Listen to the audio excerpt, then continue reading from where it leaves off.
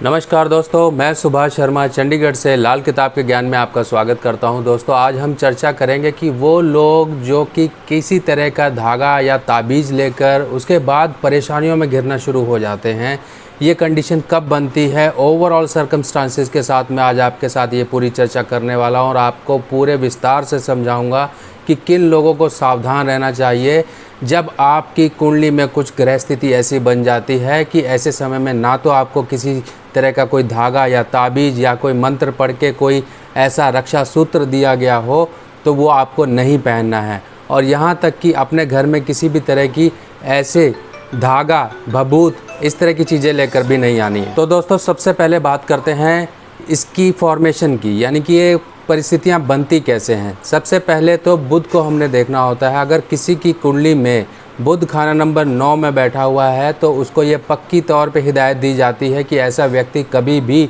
किसी साधु, मौलवी, पंडित या फ़कीर से कोई किसी भी तरह का धागा, ताबीज़ या गंडा लेके अपने गले में ना पहने।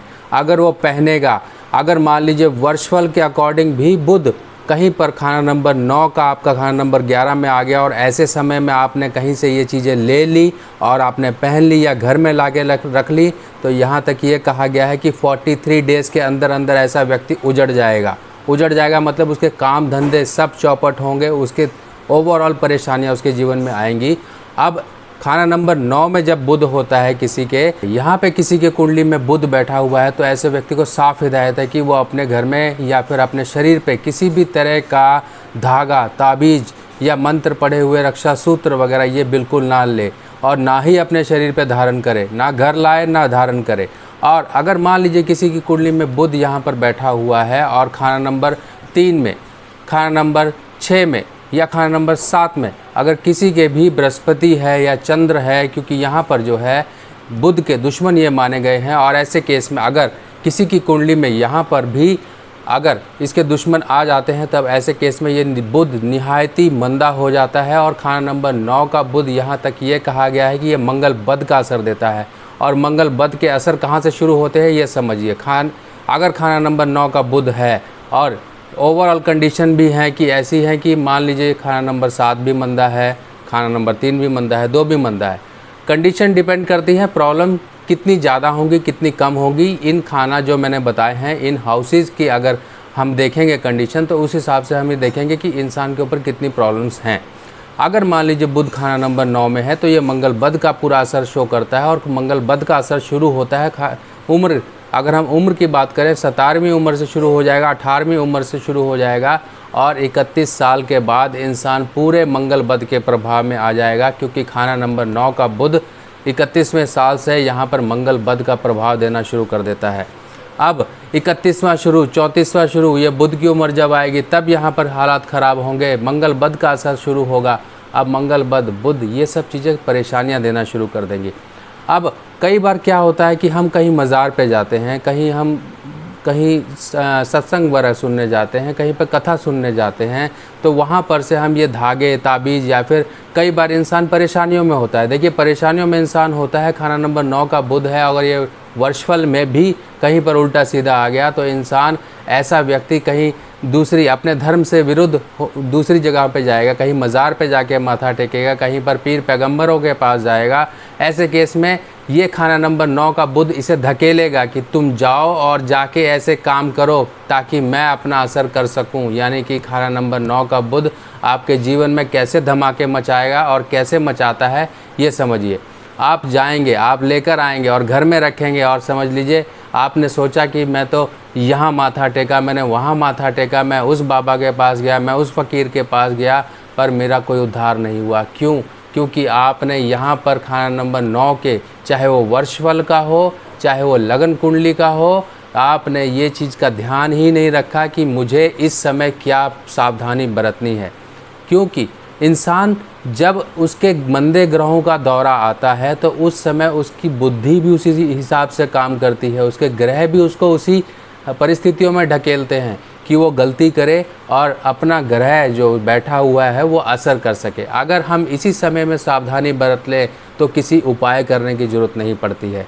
हम इसी समय में थोड़ी सी अपने दिमाग को तेज़ रखें कि हाँ मुझे ये करना है या नहीं करना है। यही चीज़ मेन इम्पॉर्टेंस होती है कि मान लीजिए आपके सामने गड्ढा है, आपको पता है कि वो गड्ढा है और आप उससे बच के निकल जाओगे।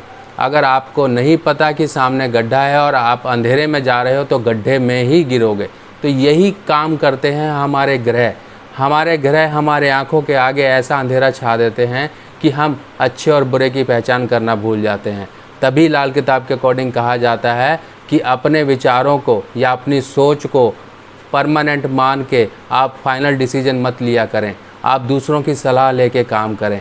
मान लीजिए आपके ग्रह स्थिति ऐसी है कि आपको गलत राह पे ले जाएगी, पर दूसरे की ग्रह स्थिति या फिर दूसरे की सलाह लेके, यानी कि केतु, अगर केतु की सलाह लेके, शनि की सलाह लेके, ये सलाहें होती हैं, किसी की दी हुई एडवाइस, किसी से पूछ लेना, किसी दूसरे व्यक्ति से पूछ लेना।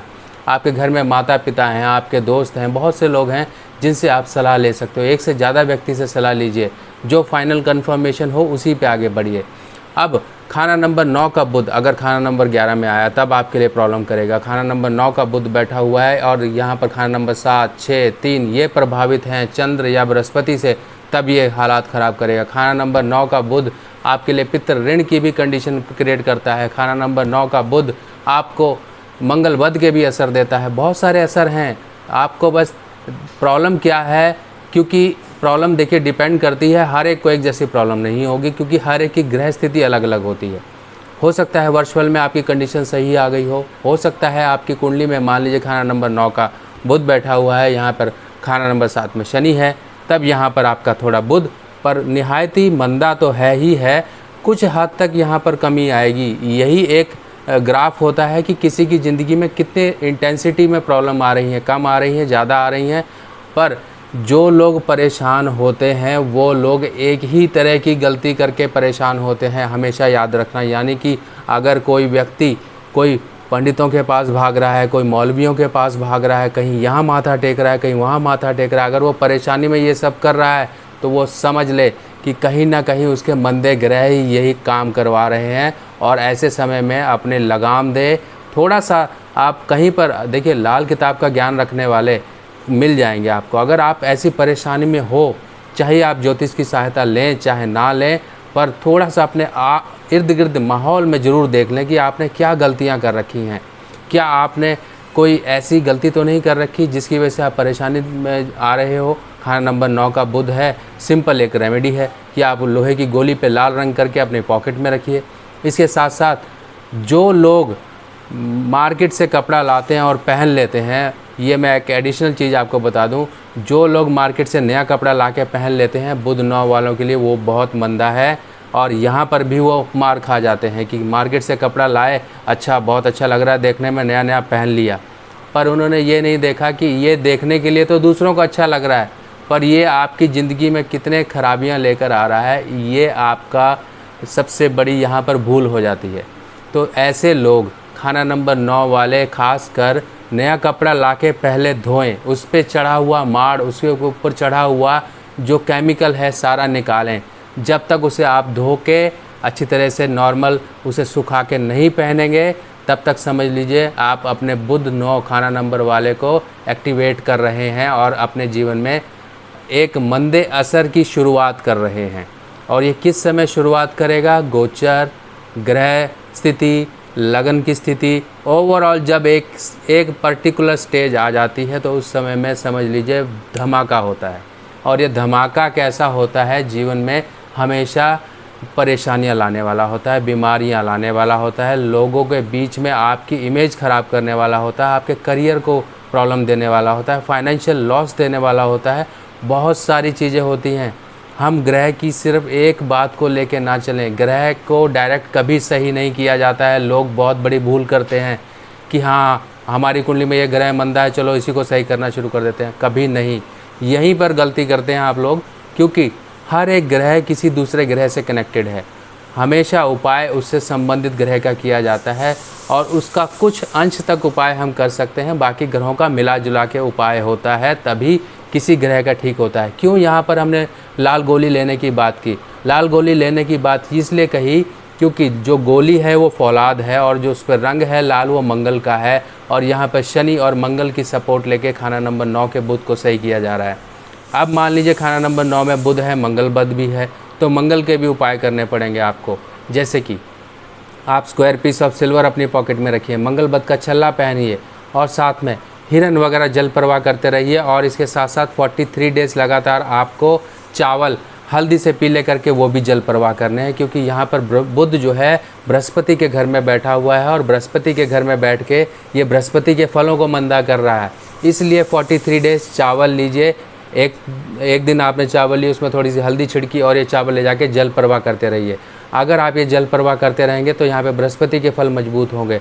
अगर आपके यहाँ जल प्रवाह की फैसिलिटी नहीं है तो 43 डेज़ किसी मिट्टी के कटोरे में मशरूम रख के आप ये मंदिर में दे सकते हैं।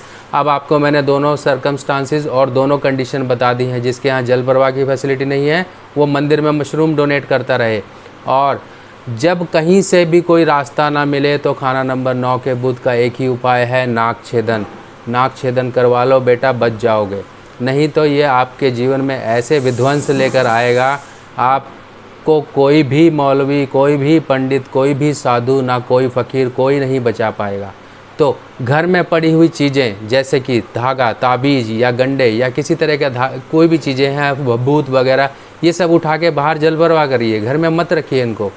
और साथ ही साथ आपको ये सलाह दी जाती है कि आप अपने घर की साफ़ सफाई रखिए, घर में पौधे वगैरह फालतू के ना लगा के रखिए, राहु की चीज़ों से आप बच के रहिए, राहु की चीज़ें। और इसके साथ साथ कहीं पर किसी भी मज़ार या फिर ऐसी जगहों पे जाके अपना माथा मत टेकिए, बृहस्पति के फलों को मत बर्बाद करिए, नहीं तो परेशानियां कम नहीं होंगी भाई जी, ऐसे ही परेशान रहोगे। और पता नहीं कितने ज्योतिषियों को, कितने पंडितों को आप माथा रगड़ रगड़ के परेशान हो जाओगे, घर वाले वो परेशान होंगे, आप वो परेशान होंगे, क्योंकि इसका कोई इलाज नहीं होता। जब भी हम कोई परेशानियां क्रिएट कर लेते हैं अपने ऊपर, क्योंकि परेशानियां क्रिएट होने में तो मिनट लगते हैं पर उनको जाने में बहुत समय लग जाता है, और जब तक वो ख़त्म होंगी तब तक आप जहाँ से उठे थे वहीं पहुँच जाओगे। तो ये सब चीज़ें समझ के चलिए। बाकी दोस्तों, आप लोगों का बहुत प्यार, बहुत सपोर्ट मिल रहा है, और ऐसे ही आप लोग फीडबैक और कमेंट करते रहिए, ऐसे ही वीडियो के लिए सजेशन देते रहिए कि मैं आपके लिए नई नई इन्फॉर्मेशन के साथ वीडियोस लेकर आता रहूं। बाकी नेक्स्ट वीडियो में फिर मिलेंगे, तब तक के लिए अपने सुभाष भाई को आज्ञा दीजिए। नमस्कार।